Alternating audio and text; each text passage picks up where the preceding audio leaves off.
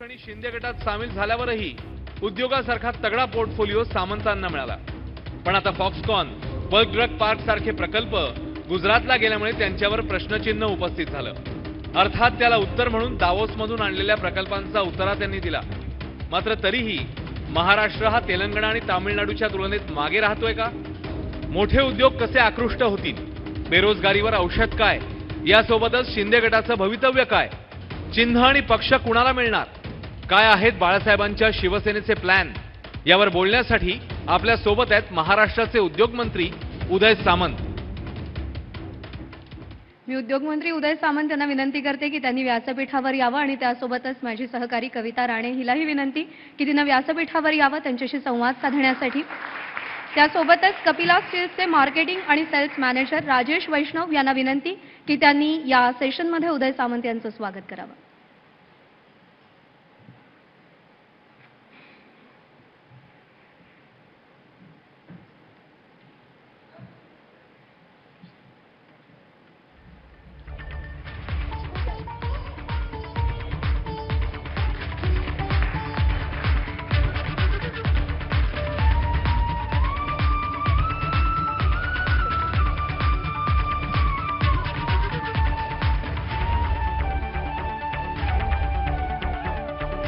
आपला विषय आम्हाला जाणून घ्यायचा आहे, चर्चाही करायची आहे। कार्यक्रमाच्या स्वरूपानुसार आपल्याला विनंती आहे की पहिले 5 ते 7 मिनिटं आपण आपलं विजन मांडावं।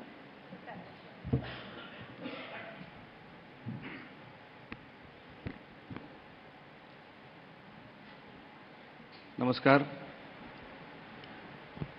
महाराष्ट्राचं उद्योग विभागाचं नक्की विजन काय असणार आहे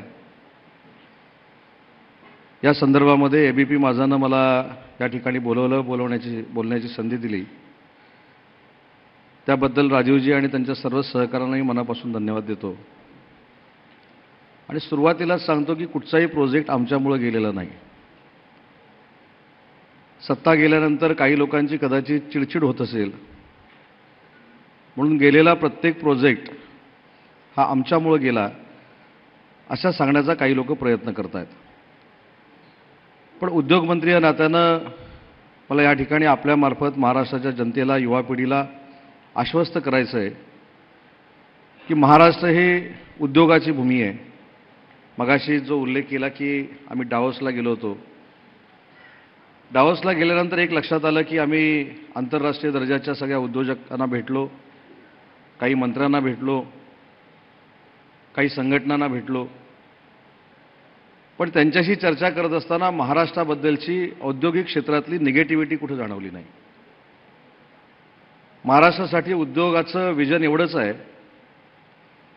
की उद्योग विभागाचा जास्तीत जास्त वापर करून महाराष्ट्रातल्या युवा पिढीला रोजगार उपलब्ध करून देणं, ज्या पद्धतीचं त्यांनी शिक्षण घेतलेलं आहे त्या शिक्षणाला अनुरूप असं जॉब त्यांना क्रिएट करून देणं।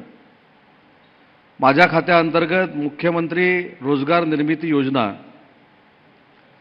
जिला फक्त 90 कोटी, 100 कोटी, 120 कोटीपर्यंतची मर्यादा होती सबसिडीची, आम्ही सरकारमध्ये आल्यानंतर त्याची तरतूद सबसिडीची 550 कोटी रुपये आम्ही केलेली आहे, जेणेकरून 25,000 उद्योजक या वर्षी स्वतःच्या पायावर उभे राहतील आणि त्या उद्योजकांकडे किमान 2 लोक जरी कामाला राहिली तर 50,000 लोकांना आम्ही त्या फक्त एका योजनेतनं रोजगार देऊ शकतो, अशा पद्धतीची संकल्पना आहे।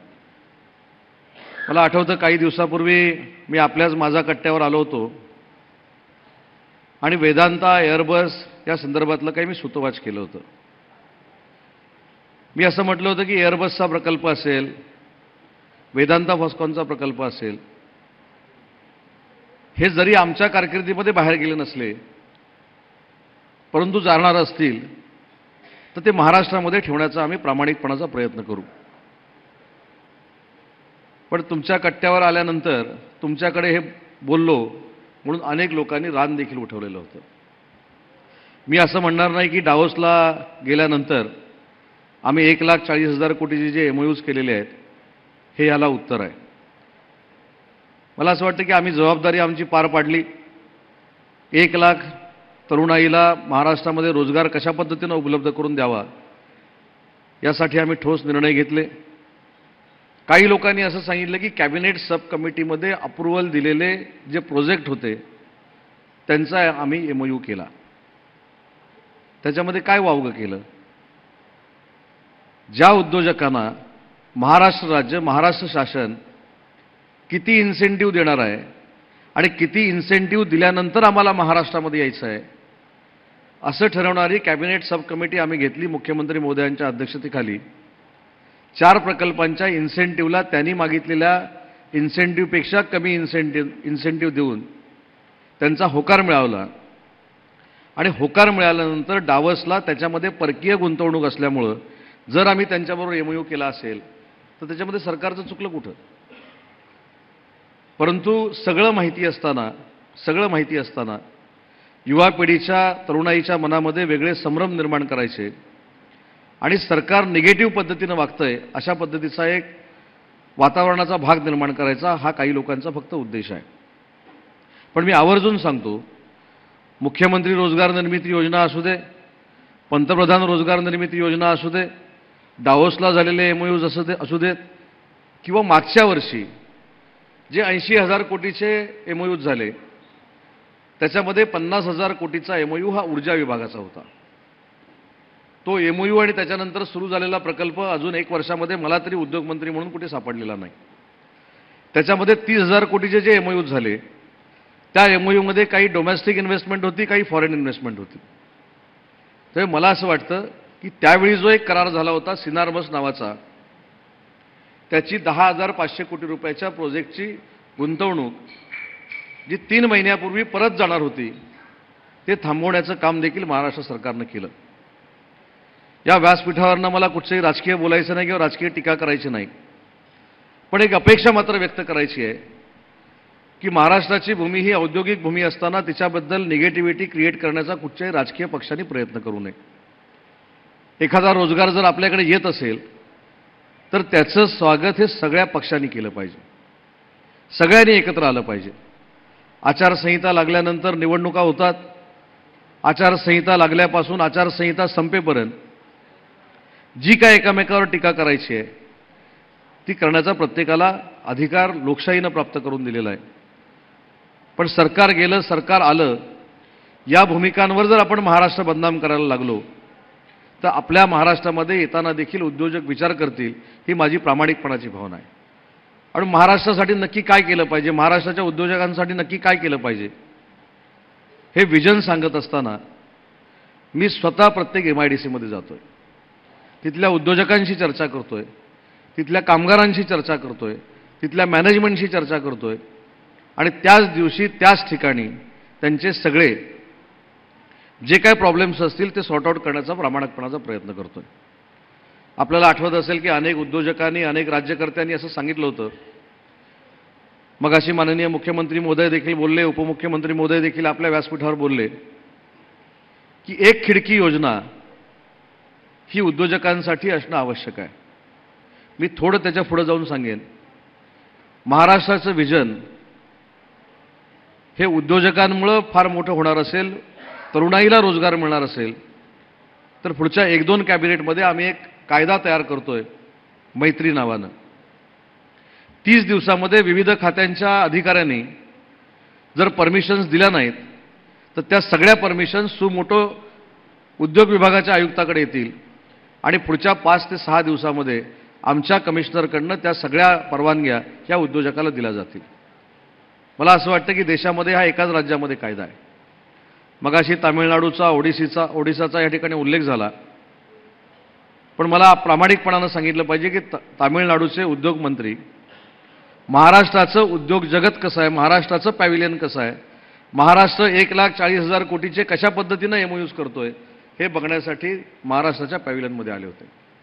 आणि म्हणून मला असं वाटतं की त्या राज्यांकडे जी चांगली सुविधा आहे, उद्योजकांना जे काही रेड कार्पेट आहे त्याच्यापेक्षा जादा रेड कार्पेट देण्याचा संकल्प हा आमच्या उद्योग विभागानं केलेला आहे.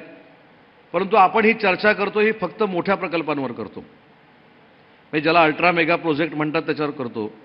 पण जे महाराष्ट्रातले उद्योजक आहेत, जे छोटे छोटे उद्योजक आहेत, जे अल्ट्रा मेगा प्रोजेक्टचा जो बेस आहे स्मॉल स्केल इंडस्ट्री, त्याच्यासाठी आम्ही काय करणार आहोत त्याच्यासाठी देखील आम्ही धोरण फायनल केलं आहे मला असं वाटतं की जसं अल्ट्रा मेगा प्रोजेक्टला रेड कार्पेट असतं, तसं माझ्या महाराष्ट्रातल्या मराठी उद्योजकाला देखील रेड कार्पेट देण्याचा निर्णय शिंदे फडणवीस सरकारनं घेतलेला आहे. आणि मला असं वाटतं की ज्यावेळी स्मॉल स्केल इंडस्ट्री आम्ही डेव्हलप करू, त्याचवेळी अल्ट्रा मेगा प्रोजेक्ट असतील किंवा मेगा प्रोजेक्ट असतील, त्यांना ताकद मिळत राहणार आहे. आणि म्हणून विजन म्हणून एकच सांगायचं आहे की महाराष्ट्रामध्ये बेरोजगारी राहता कामा नये, प्रत्येकाच्या हाताला काम मिळालं पाहिजे. मी ज्या भागातनं येतो त्या भागामध्ये रिफायनरीचा प्रोजेक्ट येतोय. पूर्वी तो 3 लाख कोटीचा होता, तो आता 1.5 लाख कोटीचा झाला आहे. तो 3 लाख कोटीवरनं 1.5 लाख कोटी का झाला याच्यावर मला अजिबात चर्चा करायची नाही. पण मी आवर्जून माझ्या जिल्ह्यातल्या लोकांना सांगतोय, कोकणातल्या लोकांना सांगतो की हा जर प्रकल्प शेतकऱ्यांचे सगळे गैरसमज दूर करून जर आपण करू शकलो तर कोकणामध्ये विकासाची क्रांती निर्माण होईल. आणि म्हणून रिफायनरीचं चांगल्या पद्धतीनं कामकाज करणं, चांगले उद्योग आणणं, बेरोजगारी दूर करणं हे उद्योग विभागाच्या समोरचं उद्दिष्ट आहे. आणि म्हणून जास्त वेळ न घेता उद्योग विभागाचं एकच उद्दिष्ट आहे की महाराष्ट्रातल्या प्रत्येक बेरोजगाराच्या हाताला काम मिळालं पाहिजे आणि ते देण्यासाठी शिंदे फडणवीस सरकार हे कटिबद्ध आहे. एवढेच या ठिकाणी सांगतो आणि थांबतो. जय हिंद, जय महाराष्ट्र.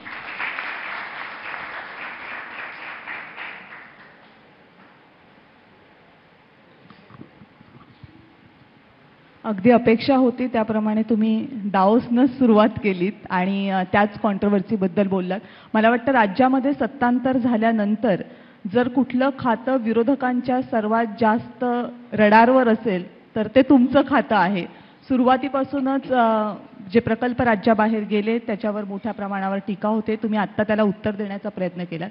पण मला एक सांगा की दाओसमध्ये तुम्ही म्हणताय की आम्ही इतकी गुंतवणूक आणली, पण त्या विरोधाचं काय की जी गुंतवणूक आणली त्यातल्या कंपन्या तर भारतीयच आहेत, मग ते इथेच होऊ शकले असते व्यवहार, मग तिकडे जाण्याची काय गरज आहे? त्याला काहीसं उत्तर तुम्ही तुमच्या विजनमध्ये दिलं, पण थोडं स्पष्ट दिलं तर बरं होईल. एक तर असं आहे की 2.5 वर्षापूर्वी मी ज्यावेळी उच्च व तंत्र शिक्षण विभागाचा मंत्री होतो त्यावेळी सुद्धा मंत्रिपद आल्या आल्या कॉन्ट्रोव्हर्सी सुरू झाली होती परीक्षा रद्द करण्याची. त्याच्यामुळे मला असं वाटतं की माझं मंत्रिपद आणि कॉन्ट्रोव्हर्सी हे 5वीला पुजलेलं आहे. आणि म्हणून उद्योग विभाग माझ्याकडे आल्यानंतर ज्या काही गोष्टी सांगितल्या जात आहेत की वेदांता फॉस्कॉन गेला, डावोसला आम्ही गेल्यानंतर महाराष्ट्रातल्या कंपन्यांचेच आम्ही MOU केले. एक महत्त्वाची गोष्ट अशी आहे की ज्यावेळी इंडस्ट्री एखाद्या देशामध्ये एखाद्या राज्यामध्ये येते त्यावेळी त्याचं रजिस्ट्रेशन त्या राज्यामध्ये आणि त्या देशामध्ये लागतं. हे पत्रकार परिषद घेणाऱ्यांना देखील माहिती आहे. आणि दुसरी महत्त्वाची गोष्ट आहे की ज्या 4 कंपन्यांचा उल्लेख केला जातोय त्याच्यामध्ये महिंद्रा अँड महिंद्रा, वरद नावाची एक कंपनी आहे, त्याच्यानंतर एक स्टील इंडस्ट्री आहे गडचिरोलीची, आणि एक 600 कोटीचा जो EVचा प्रोजेक्ट आम्ही केला आहे त्याच्यामध्ये परकीय गुंतवणूक आहे की नाही हे फार मोठं शंकेचं वातावरण निर्माण केलं आहे. पण मी जबाबदारीनं सांगतो की रिझर्व्ह बँकेच्या काही कंडिशन्स आहेत. परकीय गुंतवणूक किती असणार आहे, काय असणार आहे हे रिझर्व्ह बँक काही दिवसानं त्यांच्या सर्टिफिकेटमध्ये नक्की सांगणार आहे. परंतु मी आज जबाबदारीनं सांगतो की 10,000 कोटीची जी महिंद्रा अँड महिंद्राची इन्व्हेस्टमेंट आहे त्याला आम्ही कॅबिनेट सब कमिटीमध्ये का मान्यता दिली, तर त्याचं कारण आहे त्यांनी आम्हाला इन्सेंटिव्ह किती पाहिजे त्याच्यावर कंडिशन्स घातलेल्या होत्या. त्यांना इन्सेंटिव्ह दिला, इन्सेंटिव्ह त्यांना पटला, त्यावेळी त्यांनी मान्य केलं की आम्हाला महाराष्ट्रामध्ये प्रोजेक्ट एक्सपांड करायचा आहे, एक्सपान्शन करायचं आहे.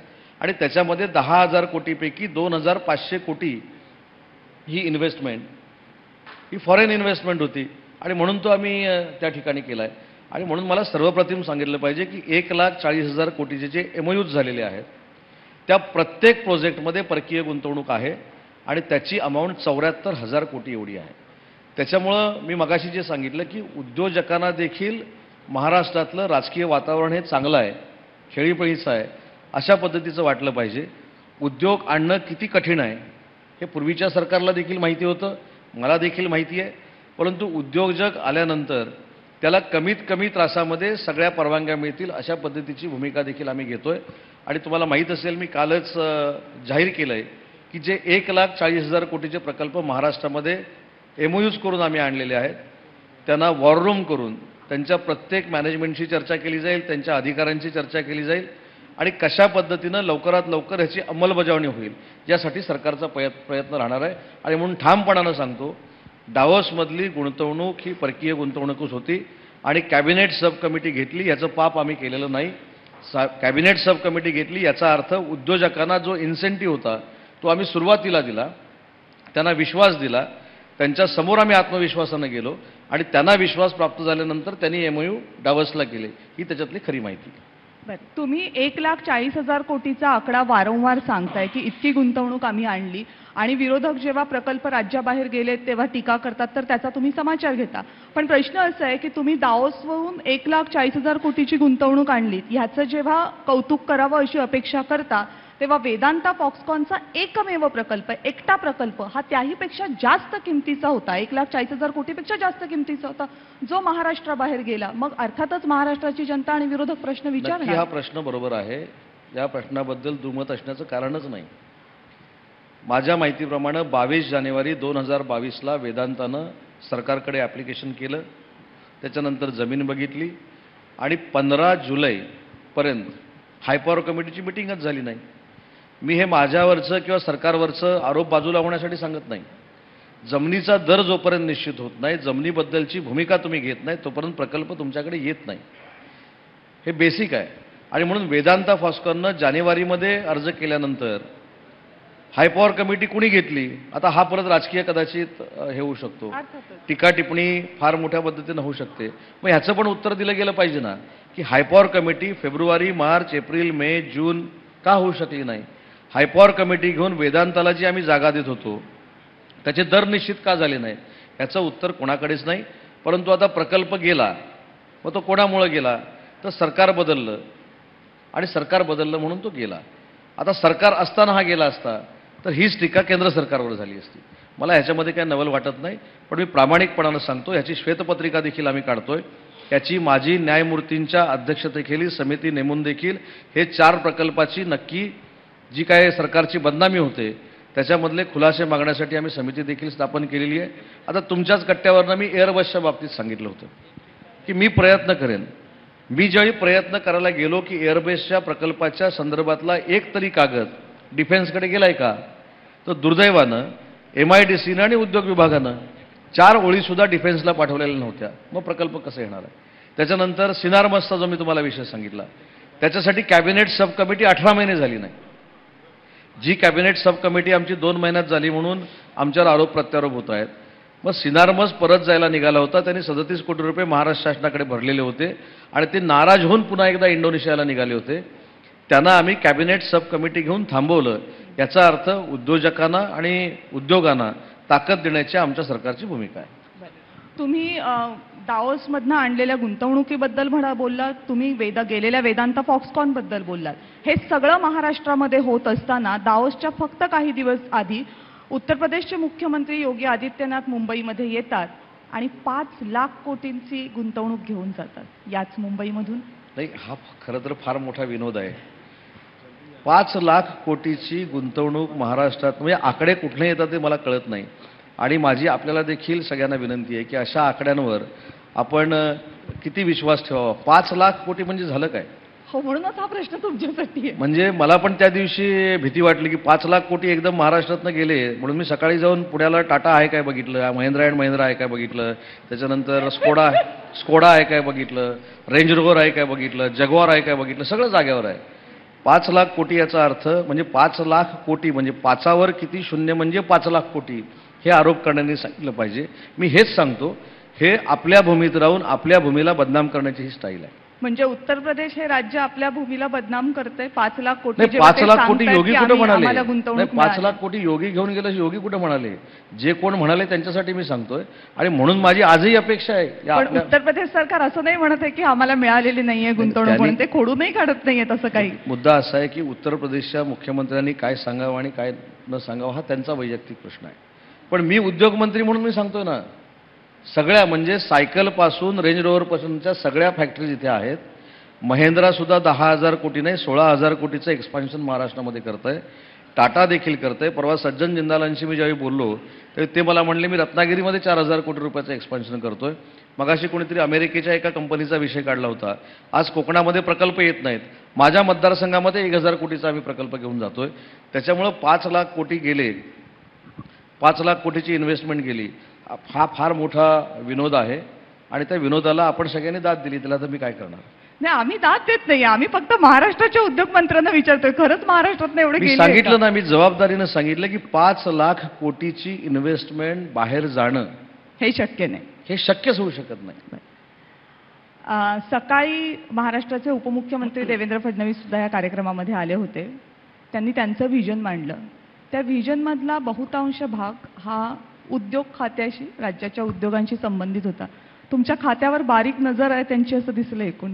नाही, मला असं वाटतं की असलीच पाहिजे, कारण महाराष्ट्राचे मुख्यमंत्री हे अनुभवी आहेत, उपमुख्यमंत्री देखील अनुभवी आहेत, कारण ते मुख्यमंत्री राहिलेले आहेत. आणि आमचं काम करताना आम्ही सांघिक करतो. कोणाची नजर कोणावर आहे ह्याच्या संदर्भात माझं तर काही म्हणणं नसतं.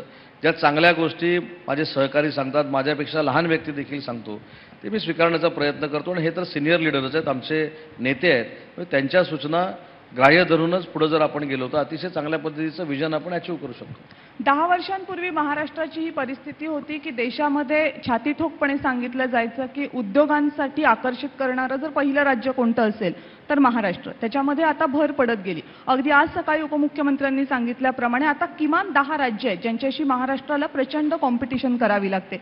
मी MSMEचा डेटा सहज चाळत होते तर महाराष्ट्राचा क्रमांक 3रा लागतो MSMEजमध्ये. उत्तर प्रदेशचा पहिला लागतो, नंतर पश्चिम बंगालचा लागतो आणि मग महाराष्ट्राचा लागतो. इतकी तगडी कॉम्पिटिशन असताना अशी कोणती धोरणं तुम्हाला दिसत आहेत जी महाराष्ट्राला MSMEजमध्ये आणि मोठ्या उद्योगांमध्ये पण पुढे नेऊ शकते? मी मगाशी जे सांगितलं की मोठ्या प्रकल्पांचा पाया हे स्मॉल स्केल इंडस्ट्री आहे. म्हणून मुख्यमंत्री रोजगार निर्मिती योजना, प्रधानमंत्री रोजगार निर्मिती योजना, आमच्याकडे असलेलं स्मॉल स्केल इंडस्ट्री, त्याच्यामध्ये खादी ग्रामोद्योग असेल, बचत गटांसाठीचं योगदान असेल, हे सगळं आम्ही अतिशय चांगल्या पद्धतीनं वर्कआउट करतो. आणि मला असं वाटतं की नक्की काही दिवसानंतर एक दिवस असा येईल की हे पुढची 2 राज्य आहेत ती मागे असतील आणि महाराष्ट्र 1 नंबरला असेल. तुम्ही हे सगळं सांगता ते धोरण म्हणून ऐकताना खरंच उत्साही वाटतं, पण प्रत्यक्षात जर परिस्थिती बघितली तर असं दिसत नाही. वेदांत फॉक्सकॉनचा प्रकल्प गुजरातला गेल्यानंतर महाराष्ट्र सरकारनं 191 पैकी 183 प्रकल्पांवर आधी स्थगिती दिली होती, ती उठवली. हे प्रकल्प असे होते ज्यांचे इंडस्ट्रियल प्रपोजल्स होते, त्यांना जमिनी अलॉट झाल्या होत्या तरी ते प्रकल्प स्थगित करण्यात आले होते आणि नंतर सगळा गदारोळ झाल्यानंतर त्या प्रकल्पांवरची स्थगिती उठली. प्रश्न असा आहे की अशा प्रकारे एक सरकार प्रकल्पाला मंजुरी देतं, मग दुसरं सरकार येतं, ते जर प्रकल्पावरची स्थगिती आणतं, मग पुन्हा तिसरं येतं. असं जर आपण वातावरण उद्योगांना देणार असू तर कुठला उद्योजक विश्वासानं आपल्या राज्यात पाय ठेवेल? एखाद्या रस्त्याच्या कामाला स्थगिती आम्ही देऊ शकतो, एखाद्या साकवाच्या कामाला स्थगिती देऊ शकतो, पण इंडस्ट्रियलिस्ट आल्यानंतर त्याच्या प्रकल्पाला आम्ही स्थगिती देऊ शकत नाही. ही कोणीतरी चुकीची माहिती सांगितलेली आहे. लँड अलॉट ज्यावेळी आम्ही करतो, लँड अलॉट केल्यानंतर त्याचे इन्फ्रास्ट्रक्चर करण्याची जबाबदारी ही त्या उद्योजकाची असते. आणि उद्योजकाने एकदा परवानग्या घेतल्यानंतर त्याला थांबवण्याची पण काही गरज नसते आणि तो थांबत पण नाही. आणि आम्ही जो इन्सेंटिव्ह देतो, म्हणजे दुसरा एक गैरसमज लोकांमध्ये असा आहे की इन्सेंटिव्ह जो आम्ही देतो ते फार मोठे आम्ही उपकार करतो, फार मोठ्या पद्धतीनं काहीतरी इंडस्ट्रियलिस्टना देतो. त्यांचाच आलेला जो पैसा आहे तो आम्ही परत त्यांना देतो. टॅक्सच्या रूपानं आलेला आहे, त्यातले काही पैसे आम्ही काढून घेतो आणि बाकीचे त्यांना देतो. पण प्रकल्पांना जी काही 183 प्रकल्पांना स्थगिती दिलेली होती असं जे काही सांगितलं जातं हे चुकीचं आहे. मी त्याच्यामध्ये थोडं करेक्शन करतो. जागा काही अलॉट केलेल्या होत्या. त्या जागा कशा अलॉट केलेल्या होत्या तर आमच्याकडे एक सिस्टीम आहे. जागा जी आहे त्याचा पर्पज बदलत असताना काही गोष्टी कराव्या लागतात. तर सरकार बदलल्यानंतर माझी देखील जबाबदारी आहे खातं चालवताना की ज्या जागा पर्पज बदललेल्या आहेत ते योग्य पर्पज बदललेत की नाही हे बघणं माझी जबाबदारी आहे. त्याच्यामुळे जागा ज्या दिलेल्या होत्या इंडस्ट्रियलिस्ट असतील आणि मेगा प्रोजेक्ट किंवा अल्ट्रा मेगा प्रोजेक्टचा हा विषय नव्हता.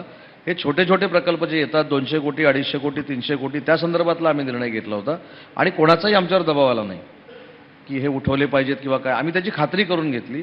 ज्या ठिकाणी आम्हाला वावगं वाटलं त्यांना परत आम्ही प्रोसिजरमध्ये आणून त्यांना लँड अलॉट केली आणि ज्यांच्या लँड अलॉट अतिशय चांगल्या पद्धतीनं झाल्या होत्या त्याच्यामध्ये कुठचीही कमतरता नव्हती त्यांना आम्ही सुरू करायला परवानगी दिली. त्याच्यामुळे 183 प्रकल्पांना स्थगिती दिली होती हे कुठेही झालेलं नाही. फक्त त्यांना दिलेल्या लँड 183 पण नाहीत, ज्या काय दिलेल्या लँड होत्या त्या मात्र आम्ही तपासून बघितल्या. बरं, प्रकल्प जेव्हा राज्यामध्ये येतात त्यावेळेस ते अनेक गोष्टी बघतात आणि त्यातली एक महत्त्वाची गोष्ट असते ती म्हणजे त्या राज्यामधलं राजकीय स्थैर्य किती आहे. आधीच्या 2.5 वर्षांच्या सरकारमध्ये पण तुम्ही होतात आणि आत्ताच्या सरकारमध्ये पण तुम्ही आहात. तेव्हाही सरकार जेव्हा काम करत होतं तेव्हा असलेले विरोधक म्हणजे आत्ताचे तुमचे जे सहकारी आहेत ते कायम म्हणायचे हे सरकार मार्च महिन्यात पडेल, हे सरकार 3 महिन्यात पडेल, हे सरकार 4 महिन्यात पडेल. आज फक्त रोल बदललेत, बोलणारी माणसं बदललीत, सतत तेच आहे की हे सरकार राजकीय वातावरण जर राज्यातलं असं अस्थिर राहणार असेल तर जे उद्योजक येतात त्यांना कसा विश्वास बसणार की इथे आपली गुंतवणूक सुरक्षित असेल म्हणून? तर राजकीय वातावरण कुठेही अस्थिर नाही. म्हणजे स्पष्ट सांगायचं तर 170 आकडा ज्यांच्याकडे आहे त्यांच्याकडे राजकीय वातावरण अस्थिर आहे असं आपण म्हणू शकत नाही. पण तो आधीच्या सरकारकडे पण होताच की मग? नाही, तो आकडा होता ना, पण तो आकडा कमी का झाला? ते तुम्हीच जास्त चांगलं सांगू शकता तो आकडा कमी कसा झाला. सिच्युएशन आपण 5 महिन्यामध्ये बघितलेली आहे. तसं काय उठाव होण्याची इथं आता शक्यता नाही. जिथं उठाव करायचं जिथं आम्ही उठाव केला 170 आहेत. आता या व्यासपीठावरनं सांगायचं की नाही मला माहीत नाही, कारण आपण विजनवर बोलतोय, पण अजून 10-12 शिंदेंच्या फडणवीसांच्या संपर्कामध्ये आहेत. मग असे 182, 83, 84 लोक. अजून 10-12 म्हणजे शिल्लक किती आहेत आता? हे तिघांचे मिळून तिघांचे मला वाटलं अजून 10-12 म्हणजे आता काय? तिघांचे मिळून 10-12 संपर्क आहेत. त्याच्यामुळे आम्हाला चिंता करायची काही आवश्यकता नाही. बरं, हा राजकीय प्रश्न जरी असला तरी मी सांगतो की सरकार अतिशय स्थिर आहे. उद्योग फक्त नाही तर प्रत्येक क्षेत्रामध्ये आम्ही काम करतोय. सरकारचं नेतृत्व, दोन्ही नेतृत्व जी आहेत ही लोकांमधली आहेत, लोकांमध्ये जाणारी आहेत, लोकांची चर्चा करणारी आहेत. भले टीका बदनामी ही होत असते, परंतु ज्यावेळी मी मुख्यमंत्र्यांबरोबर कार्यक्रमाला जातो, उपमुख्यमंत्र्यांबरोबर कार्यक्रमाला जातो तरी त्याची प्रचिती मला येते. लोकांच्या चेहऱ्यावरचा आनंद आम्हाला बघायला मिळतो. त्याच्यामुळे सरकार स्थिर आहे आणि स्थिर सरकार आहे हे उद्योजकांना देखील माहिती आहे. महाराष्ट्रातला आणखीन एक महत्त्वाचा उद्योगांसमोरचा प्रश्न म्हणजे पायाभूत सोयीसुविधांचे प्रकल्प वेळेमध्ये पूर्ण न होणं. म्हणजे आत्ता जरी आपण मुंबईतले 10 प्रकल्प नजरेसमोर कोणतेही घेतले तरी हाताच्या बोटावर मोजण्या इतपत पण आपल्याला मिळणार नाहीत प्रकल्प की ज्यांची डेडलाईन जी होती त्या डेडलाईनला ते प्रकल्प पूर्ण झाले. 2 तोटे होतात यांनी. एक तर प्रकल्प वेळेत पूर्ण नाही झाला की त्याची किंमत वाढते, ज्याचा परिणाम आम्हा सगळ्यांना भोगावा लागतो कारण तो टॅक्सपेअरचा पैसा असतो.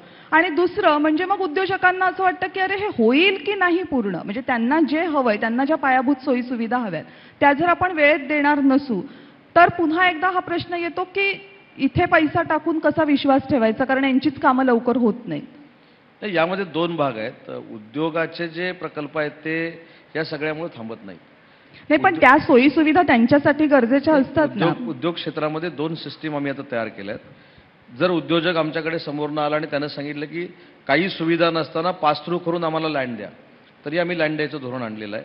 आणि ज्या ज्या ठिकाणी मोठमोठ्या इंडस्ट्रीज आहेत, म्हणजे TTC आहे, रबाळे आहे, चाकण आहे, रांजणगाव आहे, या सगळ्यांना मी व्हिजिट करून तिथं 50-50, 100-100 कोटी रुपये आम्ही मंजूर केलेत त्यांच्या पायाभूत सुविधांसाठी. मला आपल्याला देखील एक विनंती करायची की आपण कायमस्वरूपी अब्रॉडच्या उद्योजकांवर बोलतो किंवा उद्योगांवर बोलतो, तिथल्या स्ट्रक्चरवर बोलतो.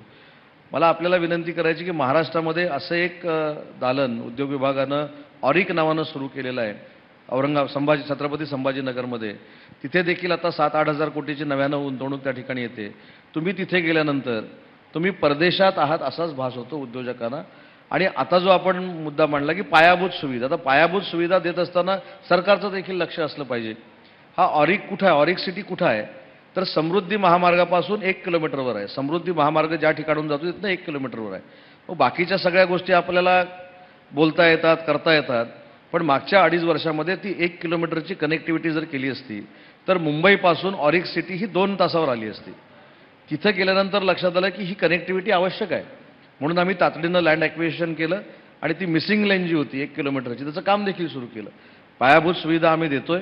आता दुसरे प्रकल्प राहिले ते म्हणजे इन्फ्रास्ट्रक्चरचे, जे आता मुंबईमध्ये कॉन्क्रिटीकरण चालू होणार आहे, त्याचं भूमिपूजन मोदी साहेबांच्या हस्ते झालेलं आहे. मला असं वाटतं की प्रत्येक मुंबईकराची नाही, माझ्या देखील गावातल्या माणसाची भूमिका अशी असते की मी ज्या रस्त्यावरनं चालतो त्या रस्त्याला खड्डा पडलेला असता कामा नये.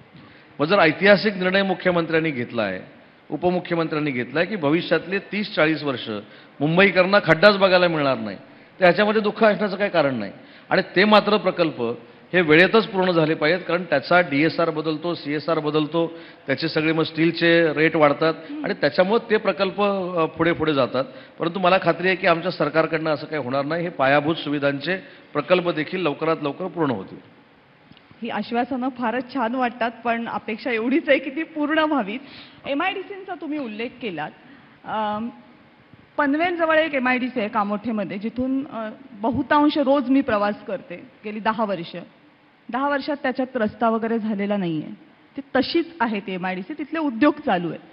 आणि याच्या कॉन्ट्ररी रायगड जिल्ह्यातल्या महाडमध्ये एक 5 स्टार MIDC आहे आणि खरंच तिला 5 स्टार रस्ते बनवलेले आहेत त्या MIDCला.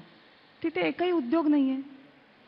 म्हणजे MIDCच्या बाबतीमधलं सरकारचं धोरण नेमकं काय? आपण त्यांना जागा देतो आणि मोकळं होतो इतकंच धोरण आहे की बेसिक ज्या पायाभूत सुविधा आहेत MIDC मधला उद्योग चालण्यासाठी, रस्ता असेल, पाणी असेल आणि त्याही पुढे जाऊन सगळ्यात महत्त्वाचं CETP प्लांट्स असतील की प्रदूषण आपलं आवरलं पाहिजे, इथे नाही लक्ष दिसत राज्य सरकारचं, उद्योग विभागाचं. उद्योग विभागाकडे बघताना आधी सकारात्मक बघितलं पाहिजे आणि उद्योग विभागाचा पूर्ण अभ्यास केला पाहिजे.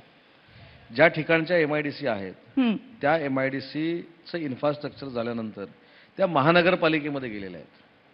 आणि आमचा नियम असा आहे की जो काही टॅक्स येतो तो आम्ही त्या महानगरपालिकेला देतो 50%. याचं कारण त्या महानगरपालिकेतल्या MIDC मधले रस्ते, तिथलं पाणी, तिथला कचरा ही सगळी महानगरपालिकेची जबाबदारी आहे. आणि म्हणून जे तुम्हाला मी सांगितली, प्रत्येक MIDC मध्ये जातोय, मी त्या MIDC मध्ये देखील गेलेलो आहे आणि आम्ही महानगरपालिकेला सूचना केल्या. तर हे आचारसंहितेमध्ये सांगणं योग्य नाही की तुम्ही जर 50% आमच्याकडनं पैसे घेऊन इन्फ्रास्ट्रक्चर, पायाभूत सुविधा चांगल्या देत नसाल तर आम्ही ते 50% आमच्याकडे घेतो आणि आम्ही आमच्या पद्धतीनं रस्ते करतो. पण महानगरपालिकेच्या अखत्यारीमध्ये असलेल्या MIDC तिथल्या रस्त्यांची कामं, आणि मी एकदा रस्ता करून देतो, ती डेव्हलपमेंट ठेवणं, त्याचं रिनोव्हेशन करणं ही सगळी जबाबदारी महानगरपालिकेची आहे. आता महाडचा जो आपण उल्लेख केला, प्रकल्प देखील, आता माझ्याकडे देखील रत्नागिरीमध्ये 5 स्टार MIDC होती. हा एक राज्यकर्त्यांचा प्रयत्न असतो की ग्रामीण भागामध्ये एखादी MIDC जर आपण नेली तर त्या ठिकाणी प्रकल्प येऊ शकतात का, हा एक प्रयत्न असतो. पण त्याच्यातनं कदाचित 5 स्टार MIDC झाल्यानंतर प्रकल्प गेले नसतील, आम्ही त्याचा देखील विचार करू की ज्या ज्या ठिकाणी 5 स्टार MIDC आहेत आणि जागा ओस पडलेल्या आहेत तर त्या ठिकाणी कुठचे प्रकल्प नेता येतील त्याच्यावर नक्की सरकार विचार करेल. मगाशी तुम्ही तुमचं व्हिजन मांडताना निगेटिव्ह माइंडसेटचा मुद्दा उपस्थित केला. तो खरं तर विरोधकांसाठी तुम्ही केला होतात, पण एका दुसऱ्या अर्थाने पण हा मुद्दा उपस्थित होतो की राज्यामध्ये जेव्हा मोठमोठे उद्योगपती असतात त्यांना जेव्हा बँक कर्ज देते तेव्हा मोठमोठी कर्ज दिली जातात. बऱ्याचदा ही भयंकर मोठ्या आकड्यांची कर्ज माफ होतात किंवा राईट ऑफ होऊन जातात, कधी त्यांना सवलत मिळते. पण मला एखादा छोटा उद्योग करायचा आहे, एखादं दुकान उभं करायचं आहे, मला उदबत्तीचा छोटासा बिझनेस करायचा आणि त्याच्यासाठी मला कर्ज हवं आहे, तर त्याच्यासाठी त्या कर्जदाराला अक्षरशः वणवण भटकावं लागतं. वित्त पुरवठ्यामध्ये ही तफावत आहे असं तुम्हाला दिसतंय का? वित्त पुरवठ्यामध्ये तफावत नाही, परंतु त्यांच्या मानसिकतेमध्ये मात्र तफावत आहे. माझ्याकडे ज्याचा मी मागाशी उल्लेख केला की मुख्यमंत्री रोजगार निर्मिती योजना ही 50,000पासून 50 लाखापर्यंत त्याला कर्ज दिलं जातं. त्याची हमी कोण देतं? शासन देतं. पण ज्या नॅशनलाइज बँक आहेत त्या मुलांना कर्ज देण्याच्या मागं का देत नाहीत, कशासाठी देत नाहीत, यासाठी मी मुंबईमधल्या सगळ्या बँकांच्या MDना आणि चेअरमनना बोलून घेतलं आणि त्यांना विनंती केली की अशा पद्धतीनं करू नका.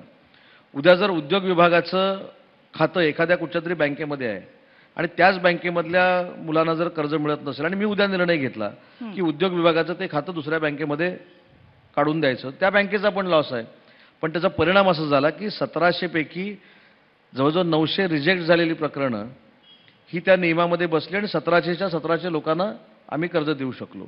हीच भूमिका मी प्रत्येक जिल्ह्यामध्ये जाऊन घेतो. ज्यावेळी माझा दौरा असतो त्यावेळी मुख्यमंत्री रोजगार निर्मिती योजनेसाठी जी कर्ज प्रकरणं केली जातात त्याचा मी आढावा घेतो आणि 0 रिजेक्शनवर आपल्या तरुणाईला कर्ज मिळाले पाहिजेत, हा माझा प्रयत्न आणि त्याच्यामध्ये आम्ही यशस्वी होतोय. थोडंसं तुमच्या खात्याकडून तुम्हाला बाजूला आणते, तुमच्या पक्षाकडे, रादर तुमच्या गटाकडे आणते. मगाशी AV जेव्हा चालली तर त्यातलं पहिलं वाक्य होतं की उदय सामंत हे महाराष्ट्राच्या राजकारणातले असं व्यक्तिमत्व आहे ज्यांना राजकारणाचं वारं कुठे जाते हे बरोबर कळतं आणि ते सत्ताधारी पक्षामध्ये असतात. जून महिन्यात असं काय झालं की उदय सामंत यांना एक 6-8 दिवस गेले कळायला आणि ते शेवटच्या ताप्यामध्ये शिंदे गटामध्ये दाखल झाले? मी ह्याला असं मानतो, तुम्ही बघा माझा कार्यकाळ, मी ज्यावेळी राष्ट्रवादीमध्ये होतो त्यावेळी राष्ट्रवादीची सत्ता होती. मी ज्यावेळी उद्धवजींबरोबर होतो तेव्हा उद्धवजींची सत्ता होती आणि मी जेव्हा एकनाथजींबरोबर आहे तेव्हा एकनाथजींची सत्ता. असा त्याचा तुम्ही अर्थ लावा ना. जिथं मी असतो तिथं सत्ता असते, सत्ता असते तिथं उदय सामंत असतो म्हणण्यापेक्षा जिथं उदय सामंत असतो तिथं सत्ता असते. 2024 ला उदय सामंत कुठे असणार आहेत? नाही, इथंच असणार, आता कुठे जाणार नाही. गेल्या काही दिवसांपासून तुमच्या पक्षावर प्रामुख्यानं तुमच्या गटातल्या नेत्यांवर एक टीका होते, ती म्हणजे ते वापरत असलेली भाषा. उदय सामंत हे एक असं व्यक्तिमत्व आहे की जे सुसंस्कृत, सुशिक्षित तरुणांशी संवाद साधू शकणारं आहे. काय वाटतं उदय सामंतांना जेव्हा त्यांच्या गटातले नेते असभ्य म्हणण्यापेक्षा पण पलीकडची भाषा वापरतात? नाही, आमच्या सोबतचे म्हणण्यापेक्षा मला असं वाटतं की महाराष्ट्र राज्याला एक राजकीय संस्कृती आहे. मग ती यशवंतराव चव्हाण साहेबांची असेल, शिवसेना प्रमुख बाळासाहेब ठाकरेंची असेल, सगळ्यांची असेल, शरद पवार साहेबांची असेल, देवेंद्रजींची असेल, गोपीनाथ मुंडे साहेबांची असेल, प्रमोद महाजन साहेबांची असेल, एकनाथजींची असेल. मला असं वाटतं की ही संस्कृती जी आहे टीका टिप्पणी होत असते. मी माझ्या आयुष्यामध्ये माझ्या संस्कारात असं शिकलेलो आहे की एखाद्यानं जर माझ्यावर टीका केली, रोजच माझ्यावर टीका होते, तर मी त्याला कधीच उत्तर देत नाही. नाही, पण कधी खासगीत त्यांना सांगता की नाही की बाबा आवरा आता? शेवटी नाही, मी माझ्याबद्दलचं सांगतो, मी टीका करत नाही. पण याचा अर्थ बाकीच्यांनी वाटेल ते बोलावं असं होत नाही. शेवटी राजकारणाचा देखील कंटाळा पुढच्या पिढीला येऊ नये यासाठी प्रत्येकानं त्याची प्रिकॉशन घेतली पाहिजे. प्रत्येकानं चांगलं वागलं पाहिजे. चांगलं वागण्यापेक्षा चांगलं बोलणं पाहिजे. कारण मला आठवतं आत्ताचं जे राजकारण आहे ना, त्याच्यात तुमचं हे वाक्य ऐकूनही बरं वाटलं की राजकारणाचा वीट येऊ नये असं मी आता खरं सांगतो राजकीय ना. नेत्यांनी वागलं नाही, पाहिजे. नाही, मी शब्दप्रयोग एवढ्यासाठीच केला कारण मला हे 10% तरी बोलण्याचा अधिकार आहे. कारण मी कधीही वाईट कोणाबद्दल बोलत नाही. मी शिवराळ भाषा वापरत नाही. मी कोणाबद्दल घाणेरडं बोलत नाही. कोणाच्या वैयक्तिक इश्यूंवर टीका करत नाही. कोणाच्या कुटुंबावर बोलत नाही. हे माझे मी एथिक्स पाळलेले आहेत. त्याच्यामुळे मला असं वाटतं की मला हा बोलण्याचा 100% अधिकार आहे. मी कधीही कोणावर टीका केलेली नाही आणि ज्यांनी माझ्यावर टीका केली त्यांना मी मतदानातनं उत्तर दिलेलं आहे. आणि हा इतिहास जर माझ्या मतदारसंघाचा तुम्ही बघाल तर अनेकांनी अनेक पद्धतीची घाणेरडी टीका येऊन माझ्या मतदारसंघात केलेली आहे. परवा ज्यावेळी पक्ष बदलला त्यावेळी काही लोकांनी माझ्या मतदारसंघात तर येऊन असं सांगितलं की उदय सामंतनं आईबाप बदलले, तरीसुद्धा मी टीका केली नाही. येणार ना निवडणूक, त्या निवडणुकीतनं आपण उत्तर देऊ. पण एक तुम्ही सांगितलेलं बरोबर आहे, महाराष्ट्रातल्या सगळ्याच नेते मंडळींना मला विनंती करायची आहे की महाराष्ट्राची संस्कृती जपतच आपण आपली भाषा केली पाहिजे. या मताशी मी 100% सहमत आहे. बरं, सरकार बदललं, सत्ता स्थापन झाली, 2च मंत्री मिळाले, मग विस्तार झाला, कॅबिनेट मंत्री मिळाले. हा विस्तार राज्यमंत्र्यांपर्यंत कधी पोहोचणार? मला असं वाटतं की आचारसंहिता 3 की 4 तारखेपर्यंत आहे. सगळे जे आमदार ज्या ज्या अपेक्षेनं आहेत त्यांच्या अपेक्षा लवकरच पूर्ण होतील. एकनाथजी आणि देवेंद्रजी योग्य वेळी मंत्रिमंडळाचा विस्तार करतील आणि मंत्रिमंडळाचा विस्तार योग्य वेळी नक्की होईल याची मला खात्री. योग्य वेळी आणि लवकरच याच्या पलीकडे काही नाही का? नाही, मंत्रिमंडळाच्या विस्तारावर हेच सांगायला पाहिजे ना, योग्य वेळी किंवा होईल आणि लवकरच. लवकरात लवकर होईल. ती जर तारीख मी सांगितली तर ती पण योग्य ठरणार नाही. त्यामुळे योग्य वेळी आणि लवकरात लवकर लवकर होईल. ऑडियन्सचे काही प्रश्न आपल्याला घ्यायचे. खरं तर एक काळ असा होता की राज्य सरकारनं MOU साईन केलं म्हटलं की लोकांना खूप आनंद व्हायचा. कारण त्यांना वाटायचं की जितके MOU साईन केले ती सर्व इन्व्हेस्टमेंट राज्यात येणार आहे. आता आपण दावोसमध्ये जे काही MOU केले 1,40,000 कोटीचे, याचं लेटर ऑफ इंटेंटमध्ये लवकरात लवकर ते ट्रान्सलेट व्हावे याच्यासाठी आपण काही डेडलाईन ठेवली आहे का? ती डेडलाईन काय आहे? आपल्याला आठवत असेल की मी सुरुवातीपासून सांगतोय की MOU झाले म्हणजे प्रत्यक्षात प्रकल्पाची बांधणी सुरू झाली नाही. त्यांना आपल्याला वॉटर सबसिडी द्यायची आहे, त्यांना इलेक्ट्रिसिटी द्यायची आहे, त्यांना अजून काही फॅसिलिटीज द्यायच्या आहेत. हे सगळं करण्यासाठी आम्ही एक वॉर रूम तयार करतोय. त्याचा अध्यक्ष मी स्वतः आहे. आमचे काही त्याच्यामध्ये अधिकारी असतील, नवीन युवा पिढी त्याच्यामध्ये असेल जे फॉलोअप चांगल्या पद्धतीनं करून घेऊ शकतात. तामिळनाडूमध्ये अशा एका सिस्टीम मी बघितली जी अतिशय चांगली आहे आणि दुसऱ्या सरकारचं जे चांगलं आहे ते आपण अडॉप्ट करायला काही अडचण नाही.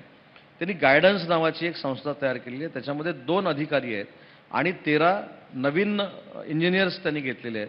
इन्सेंटिव्ह इंडस्ट्रियलिस्टला किती द्यायचा आणि प्रोजेक्ट कधी सुरू करायचा हे पूर्ण बारचार्ट ते तयार करतात. त्याच्या जरा पुढे जाऊन आम्ही एक सिस्टीम बनवतोय आणि त्या सिस्टीममध्ये मला असं वाटतं की झालेले जे MOUs आहेत त्यांना लँड अलॉट करणं आणि त्यांना पूर्ण एस्टॅब्लिश करून त्यांचं इन्फ्रास्ट्रक्चर सुरू करणं ही प्रक्रिया आम्ही 3 महिन्याच्या आत सुरू करू.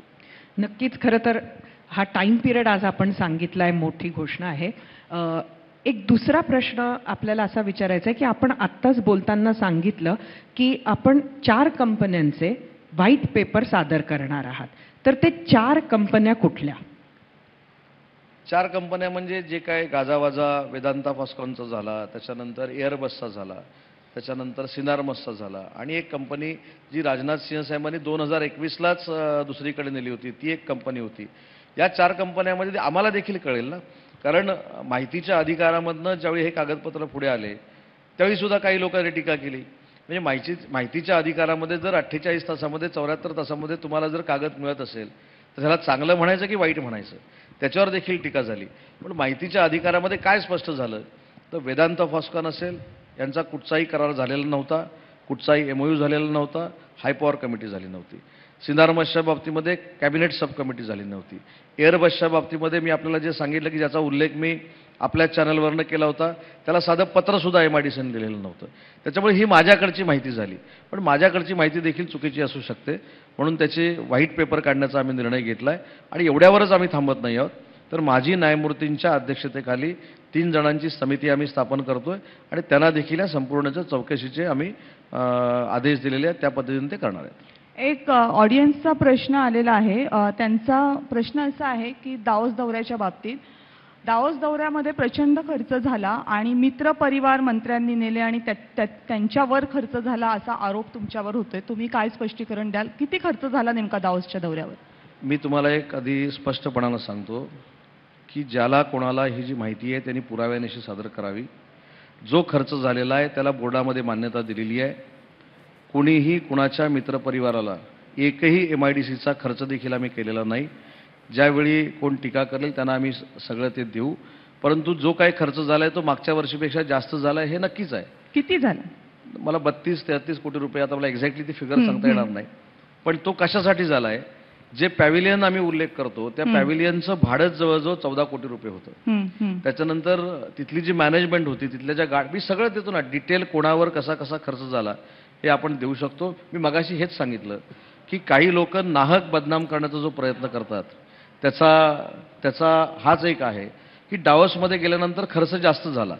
डावोसमध्ये गेल्यानंतर खर्च जास्त झाला हे उद्योगमंत्री म्हणून मी देखील मान्य करतो. पण तो कशावर झाला, कशामुळे झाला, कोणावर झाला ह्याची देखील माहिती घेणं आवश्यक आहे. ABP माझा, उघडा डोळे बघा नीट.